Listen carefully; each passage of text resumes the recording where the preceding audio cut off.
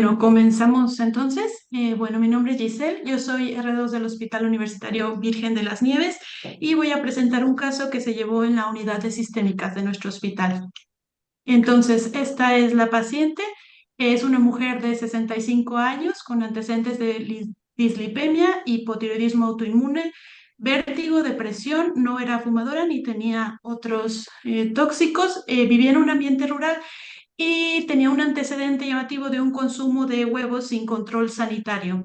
Entonces la paciente acude por urgencias a su hospital comarcal, el Hospital de Baza, por disartria con desviación de la comisura bucal a la derecha y ella refería una molestia como bucal que se describía como hiperestesia facial ipsilateral. Además tenía ataxia de la marcha, por lo cual se activó código ictus a través de teleictus y se realizó TAC craneal, angiotac y angiotac de troncos supraórticos. Por medio de teleictus se decidió una fibrinolisis intravenosa y traslado a nuestro hospital. En nuestro centro, a su llegada, tenía una temperatura de 37,7 grados, el resto de constantes eran normales y sí que se identificó la disartria y la parálisis facial izquierda. Después se hicieron las pruebas iniciales, que era una función renal normal, un hemograma sin alteraciones, una coagulación sin alteraciones, PCR de 10 y procalcitonina de 0,05. Se hicieron los hemocultivos que en ese momento estaban pendientes y el electrocardiograma no tenía alteraciones y estaba en ritmo sinusal. La paciente ingresó en UCI por sospecha de un ictus isquémico, ya que no se observaban hemorragias en la imagen. La sospecha era inicialmente un ictus isquémico, pero ante la fiebre, bueno, la febrícula que tuvo la paciente, se hizo una cobertura antibiótica por sospecha también de que el diagnóstico diferencial fuera una neuroinfección. No se podría hacer punción lumbar en ese momento por la fibrinolisis. Entonces la paciente se ingresa en UCI, se trata de esta forma y se espera para poder hacer después la punción lumbar. Y la evolución se observa una tendencia a la somnolencia y se completa el estudio con una resonancia magnética, que se observan lesiones de carácter, de sospecha de carácter embolígeno. Se observaron dos lesiones, entonces esto cambió el diagnóstico inicial. Después creció en el hemocultivo una salmonela. Entonces, ante la duda de que fuera más bien un ictus embólico por émbolos sépticos derivado de una endocarditis, se consultó a medicina interna y a cardiología. Se hizo un ecocardiograma que descartó la sospecha de endocarditis y se completó el estudio con un PET-TAC que también descartó endocarditis. Aquí tenemos las lesiones que posteriormente la paciente evolucionó mal y seguía con tendencia a la somnolencia, no recuperaba y se hicieron varias resonancias magnéticas, en total 4, y también TACs de control durante el ingreso y se observó cambios llamativos en estas lesiones. Principalmente parecían inicialmente isquémicas y después tenían transformación hemorrágica e incluso llegó a haber hemorragia intraventricular. Y después se vio que las lesiones eran cambiantes, que en los controles había nuevas y se iban resolviendo otras lesiones. Entonces, por fin pudimos hacer el estudio de líquido cefalorraquídeo y vimos un predominio mononuclear y ausencia de datos de infección o neoplasia. Se observó un líquido claro con 37 hematíes, 10 leucocitos, con 90% de mononucleares, con glucosa 58, proteínas normales, microbiología negativa y citología negativa.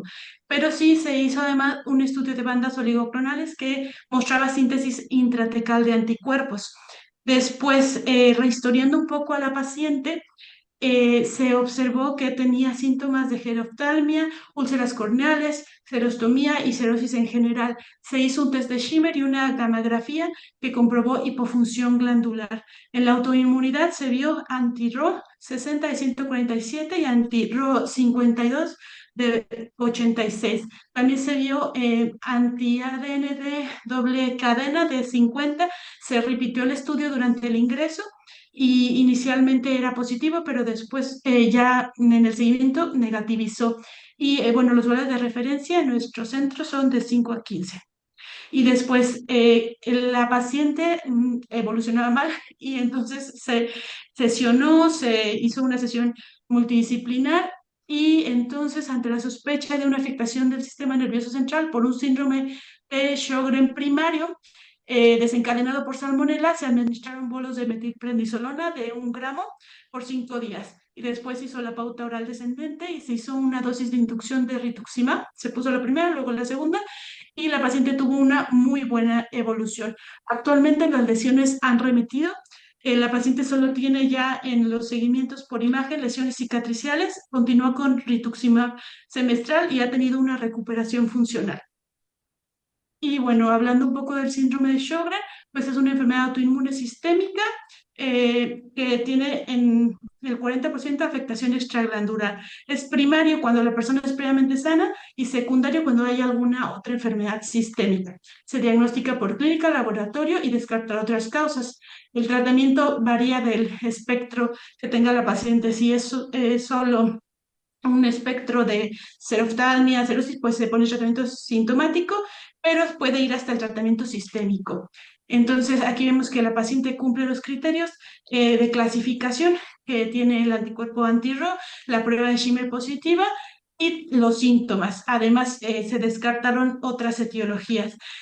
Las pacientes con síndrome de Sjögren tienen pues, muchas afectaciones que aquí se listan, extraglandulares en el sistema nervioso periférico, central, puede afectar riñón, causar serositis y bueno, la fisiopatología se describe como, en este caso del neurosjögren, como una vasculitis mediada por inmunocomplejos, pero también se ha visto que las proteínas Rho y La se encuentran presentes en las neuronas. Entonces, lo que describen en la literatura es que puede ser que estos anticuerpos tengan alguna actividad contra las neuronas. Además, en esta paciente en el líquido se encontró también antirro en el líquido cefalorraquídeo, que no se llegó a filiar como algo más, pero era un hallazgo llamativo. Nuestro diagnóstico diferencial, pues primero pasó por ictus isquémico, después cardioembólico. De hecho, la paciente pasó con telemetría todo el ingreso.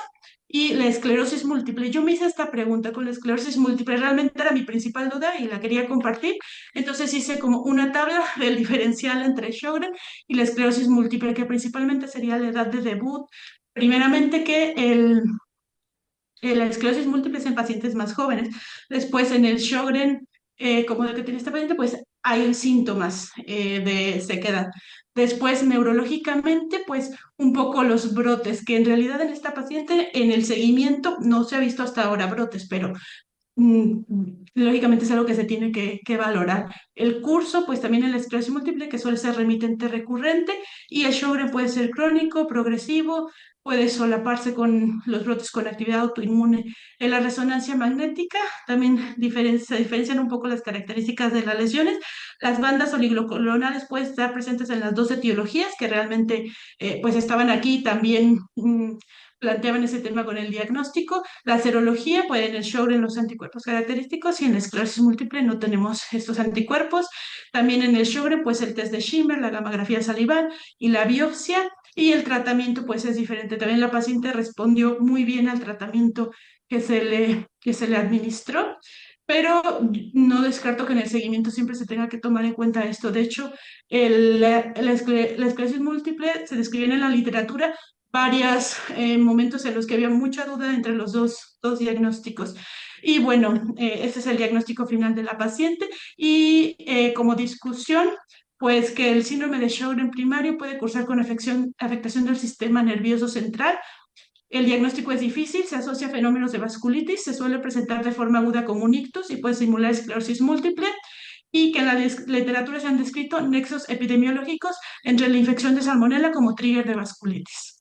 Esta es la bibliografía y bueno, termino con una foto de el Palacio de Bellas Artes de mi ciudad, que es la Ciudad de México.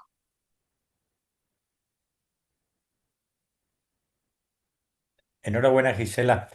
Eh, l- Gracias. te quería hacer primero una apreciación. Sí, Salió publicado en un artículo en la revista Nature en la que los expertos a nivel mundial de Segren hablaban sobre el cambio en la nomenclatura. A partir de ahora ya no se habla de síndrome de Segren, sino enfermedad de Segren, porque consideran que, bueno, podemos hablar de síndrome seco, pero no de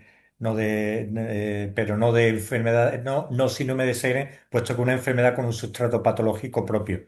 Y la otra cosa es que también aprovechan para decir que no debemos hablar de Sjögren primario o secundario, sino de Sjögren primario o asociado. Es decir, que eso he visto que lo has puesto posteriormente. Sí, ¿Por sí, qué? Porque sí. el Segre no es una entidad menor que está y que aparece como consecuencia de otra que tenga, ¿no? Pero la pregunta que yo me hago, porque yo he visto en algún momento dado que pones que tiene anti-DNA Sí, sí, positivo. sí. Entonces, la pregunta que yo tengo, ¿por qué esta enferma no podemos decir con la especificidad que tienen los anti-DNA y que la que muchas veces hay superposición de las dos enfermedades y que además la manifestación del sistema nervioso central son superponibles, las que pueden dar las dos? ¿Por qué esta enfermedad no tiene un lupus con enfermedad de Sjögren asociada? Yo creo que también podría ser un diagnóstico otro más a considerar en el seguimiento y de hecho se discutió durante el ingreso y lo que se concluyó un poco fue que probablemente podía estar artefactuado en ese momento el estudio de autoinmunidad en el momento de la infección aguda con la bacteriemia que tenía por salmonela, entonces se decidió que en el seguimiento se le estaría repitiendo la prueba para valorar y de momento ya están negativos. Sí, pero también es verdad que la enferma se ha tratado. Muchas veces cuando ponemos Sí, tratamiento, pues, se le ha puesto tratamiento con rituximab, pues verdaderamente eso ya cambia. Yo lo digo porque el interés que tiene es, sí. ¿sería esta una paciente para plantearse con unas manifestaciones tan graves y con la presencia de anti-DNA? No sé cómo estarían los niveles de complemento, no sé si hay otros datos de citopenia, que también son comunes a las dos enfermedades. ¿Sería una paciente que se pudiera beneficiar de un tratamiento con hidroxicloroquina o belimumab en el futuro para prevenir nuevos brotes?